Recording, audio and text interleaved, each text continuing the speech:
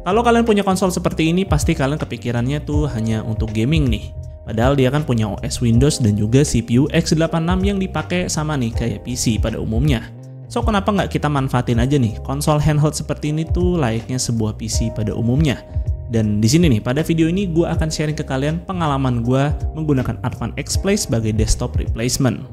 Oke, gue singkat aja nih jelasin si Advan X-Play-nya. Nah, konsol handheld ini dia tuh pakai CPU AMD Ryzen 7 7840U yang di sini memiliki arsitektur Zen 4 8 core 16 thread dengan integrated GPU RDNA 3 12 compute unit. Ya sebenarnya sih ini konfigurasinya tuh sama ya dengan AMD Z1 Extreme, tapi di varian Ryzen 7000 Mobile ini dia tuh punya NPU XDNA. Cuman sayangnya di sini gue tidak menemukan nih tools yang bisa manfaatin NPU tersebut, bahkan nggak kebaca sama sekali tuh di Task Manager. Tapi ya memang nggak terlalu penting sih persoalan NPU ini, soalnya kan ini memang dimarketingkan sebagai konsol gaming. Lalu untuk spek lainnya bisa kalian baca nih sebagai berikut. Dan soal upgradability, di sini cuman SSD-nya aja nih yang bisa di-upgrade. Dan SSD-nya ini tuh bisa diganti ke form factor 2280 NVMe Gen 4. Alias ini form factor tuh yang sama kayak PC desktop. Jadi ya gampang sih untuk nyari spare part SSD-nya. Nah untuk speed SSD bawaannya sendiri sih memang bukan yang paling kenceng, tapi ini gue rasa sih udah cukup banget lah buat main game. Ya setidaknya sih nanti kita bisa upgrade lagi lah ke kapasitas yang lebih gede dan juga speed yang lebih kencang. Lalu buat layar, si X-Play ini tuh punya ukuran 7 inch Full HD 120Hz, yang mana layarnya ini tuh bisa adaptive refresh rate antara 60 dan juga 120Hz. Serta tentunya layarnya juga udah support touchscreen. Nah untuk kualitas layarnya sendiri sih udah sangat oke, enak nih buat nampilin visual-visual game. Dan karena pixel per inch di layarnya ini tuh padat banget, jadi game dengan kualitas medium atau bahkan low sekalipun, ya ditandem pakai FSR balance tuh masih kelihatan visualnya cakep dan tajam. Jadi gue rasa sih memang konfigurasi layarnya tuh udah sweet spot untuk device low power seperti ini. Nah buat tombol-tombolnya tuh dia pakai layoutnya Xbox, jadi ya preferensi masing-masing sih. Kalau gue ya nggak masalah dengan layout Xbox seperti ini. Lalu di X-Play ini tuh dia punya 2 ekstra makro button yang terdapat di belakang. Tak lupa juga di sini Advan tuh menyertakan aksesoris pouch supaya si Advan X-Play-nya bisa dibawa kemana-mana dengan mudah dan tanpa khawatir harus nyatu dengan benda-benda yang bisa mengancam Advan X-Play itu jadi baret atau bikin rusak ya kalau kalian taruh di sebarang tempat. Untuk menggunakan Advan X-Play ini sebagai desktop replacement, tentunya kalian di sini perlu beberapa aksesoris tambahan. Yang terutama di sini adalah USB-C hub, yang di sini gue pakai USB-C hub dari Robot yang punya HDMI out.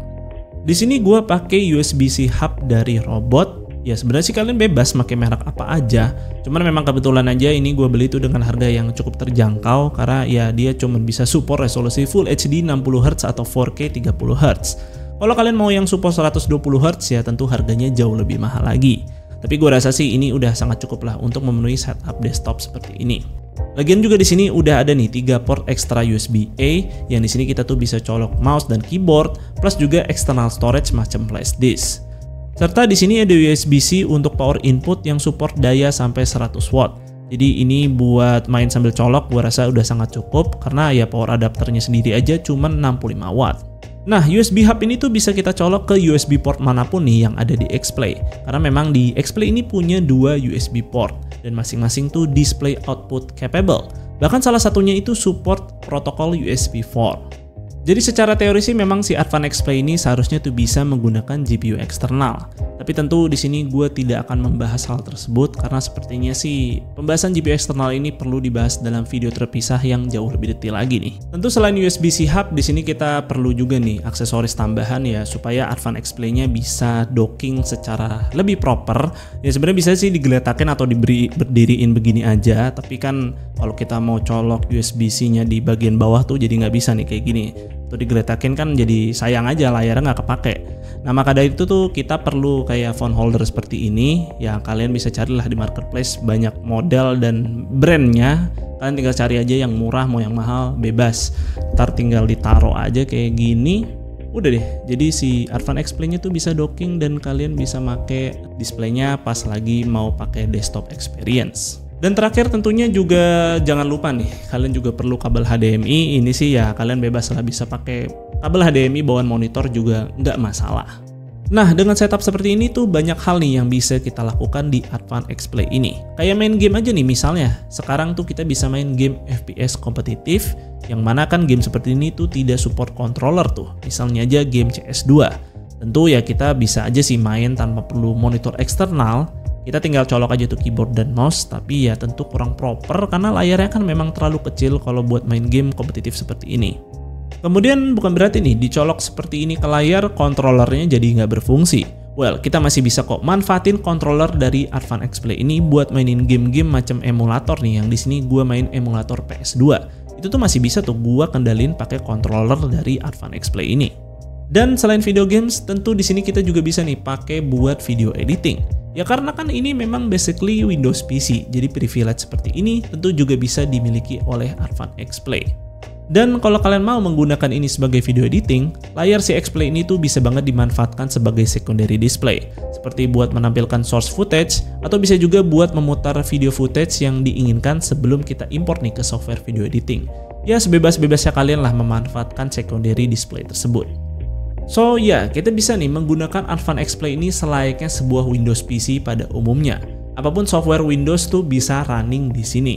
Ya karena again sekali lagi ini kan speknya pun sama nih seperti laptop, cuman kulitnya aja yang beda karena dikemas menjadi sebuah konsol handheld. Terus juga kita bisa pakai nih si X-Play dengan setup seperti ini tanpa nyolok power sama sekali. Jadi bye-bye tuh sobat PLN. Dan sekalipun nyolok ke listrik ya konsumsi dayanya juga sama aja kayak sebuah laptop. Jadi ya emang irit banget lah. Walaupun si Advan X-Play ini terdengar cukup sempurna nih untuk dijadikan desktop replacement, tentu di sini ada beberapa hal yang gue rasa masih kurang ngangkat nih, yaitu di sini adalah edit video 4K. Ya memang sih playbacknya itu masih lancar, tapi kalau kita scrubbing timelinenya ini tuh bakal nunggu beberapa detik dulu baru bisa ngeplay tuh videonya. Jadi ya mungkin diperhatikan aja kalau kalian memang mau coba edit 4K pakai si X-Play ini. Kalau soal buat ngedit video 1080p sih nggak ada masalah sama sekali, pokoknya lancar banget lah di device ini. Lalu tentunya gue juga akan ngetes nih performa dari Advan X-Play ini pada mode power 15 watt dan juga 28 watt. Ya karena memang cuman ada dua mode itu aja di Advan X-Play ini.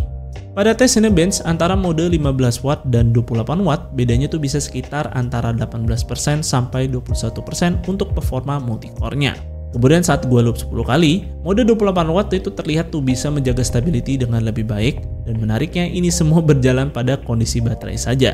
Tapi sekalipun X-Play-nya itu dicolok ke listrik, ya ternyata juga hampir nggak ada beda performasi yang terlalu signifikan. Gue pun juga sempat membahas nih CPU Ryzen 7 7840U dan juga Ryzen 7 7840HS, dan memang tuh kedua CPU ini tuh memang memiliki power efisiensi yang cukup gokil. Jadi emang AMD Zen 4 ini emang sudah didesain sepower efisien ini. Nah hal ini pun juga terlihat nih dari sisi suhu. Pada mode 28 watt aja suhu rata-ratanya tuh cuman 74 derajat aja. Bahkan bisa lebih adem lagi di 15 watt. Dan untuk mode 28 wattnya itu aslinya tuh bisa ngasih TDP sampai 30 watt. Jadi memang cukup tinggi nih buat perangkat yang digenggam seperti ini. Tapi untungnya sih suhu bisa terhandle dengan cukup baik. Oke, sekarang soal daya tahan baterainya nih. Di sini gue tes nih saat gaming selama 30 menit. Untuk mode 15 watt tuh dia bisa tersisa sekitar 80%. Dan di mode 28 watt dia tuh bisa tersisa sekitar 64%. Nah, buat daya tahan baterai total yang di sini gue tes baterainya tuh dari 100 sampai 10% untuk memutar streaming video 1080p. Nah, si Advan X-Play ini tuh bisa bertahan selama 6 jam 30 menit. Bukan hal yang impresif amat, tapi kalau di setup seperti desktop seperti ini sih ya gue juga jauh lebih prefer untuk dicolok terus aja sih. Terakhir nih, tentunya di sini gue juga tes dong untuk main game, ini kan konsol. Nah, di sini untuk kedua mode power tuh sama-sama punya FPS yang cukup playable nih. Cuma di Cyberpunk aja tuh yang 1% low-nya itu cukup rendah. Dan pada kondisi tercolok pun juga bedanya ya nggak jauh-jauh amat sih. Jadi sebetulnya si Advan X-Play ini adalah sebuah PC Windows yang cuma dikemas dalam bentuk wujud konsol handheld aja. Karena dia tuh OS-nya ya sama kayak PC pada umumnya dan juga pakai chip AMD yang sama kayak pada PC dan juga laptop. Jadi ya tentu dia bisa menggunakan software Windows layaknya yang kalian gunakan pada PC dan laptop. Dan kayaknya sih ya ini nggak ada yang disunat dan dia tidak menggunakan kayak independent OS ya macam Steam Deck, kayak dia kan Steam OS ya. Ini tuh nggak full Windows, kalian bisa pakai semua aplikasi Windows yang ada di PC itu pasti bakal berjalan di sini. Dan tentu di sini kalian tahu lah kalau OS Windows itu merupakan OS dengan library games terbesar, yang di sini kita tuh bisa main game-gamenya Steam dan juga sampai game-game emulator sejenis emulator PS2, yang malah di sini tuh sampai sekarang gua masih mainin game tersebut tuh di PC gua pribadi. Ya jadi walaupun dia itu sejatinya memang diciptakan dalam bentuk wujud gaming konsol, tapi tidak ada salahnya juga kalau kita mau pakai si Advan XP ini sebagai desktop replacement untuk melakukan pekerjaan yang menunjang kebutuhan kalian nih. Ya kayak video editing di sini tadi kan udah gua coba tuh mau DaVinci Resolve ataupun juga CapCut versi desktop itu ya bisa-bisa aja running di sini. Tapi tentu di sini kita perlu menjadikan si Advan XP ini itu sebagai di-docking kayak layaknya desktop. Karena tentu kalau kalian kerja langsung dari layarnya yang kecil ini tentu akan sangat tidak proper lah. Jadi ya memang ini sebenarnya juga cuman bisa ditaruh di meja, diem aja di atas meja dan tidak bisa dibawa kemana-mana layaknya laptop yang bisa kalian pakai tuh kerja di kafe-kafe atau di tempat manapun gitu. Jadi memang gue melihat si Advan XP ini itu lebih mengarah ke mini PC ya, karena kan dia perlu monitor eksternal, terus perlu ya aksesoris tambahan seperti kabel HDMI dan juga cuman bisa diem di tempat di atas meja ya gitu aja kalau lagi mau dipakai kerja. Dan buat kalian kalau mau nyari mini PC yang harganya sama sih kayak Advan XP, sekarang kan cuman dibanderol nih 8,9 juta. Itu kayaknya sih spek yang pakai Ryzen 7 7840U agak susah ya nyari di marketplace Indonesia, dan dengan harga yang cukup mirip nih sama Advan XP itu hampir nggak ketemu tuh gue cari di beberapa marketplace. Begitupun juga laptop dengan spek CPU yang sama kayak Advan XP ini kayaknya juga agak-agak susah nih nyarinya. So gue rasa sih dengan harga 8,9 juta buat kalian yang ingin melihat Advan XP ini sebagai digunakan untuk kegiatan productivity, nggak cuman pengen gamingnya doang, ya bisa-bisa aja sih sebenarnya. Dan di sini udah gua coba dan sebenarnya cukup proper sih. Walau memang sebetulnya ada beberapa kekurangan tadi yang gue sebut tuh, seperti dia masih agak-agak kurang ya untuk ngedit video 4K, tapi ya dengan device seperti ini yang bisa kalian tenteng-tenteng kemana aja dan bisa gaming pula, so menurut gue sih itu harga yang cukup worth it untuk di spend. So gimana nih pendapat kalian? Apakah kalian melihat konsol handheld Windows ini tuh hanya dari sisi gamingnya aja?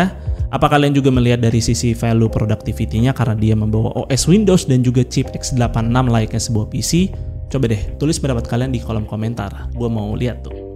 Dan mungkin segitu aja sih untuk videonya kali ini, semoga video ini bermanfaat buat kalian. Jika kalian berkenan, like dan share video ini, dan jangan lupa subscribe channel Suka IT jika kalian nggak mau ketinggalan kontennya. Dan jangan lupa juga follow Suka IT di Instagram dengan nama @suka_it. Gue Fadil dari Suka IT pamit undur diri, see you on the next video.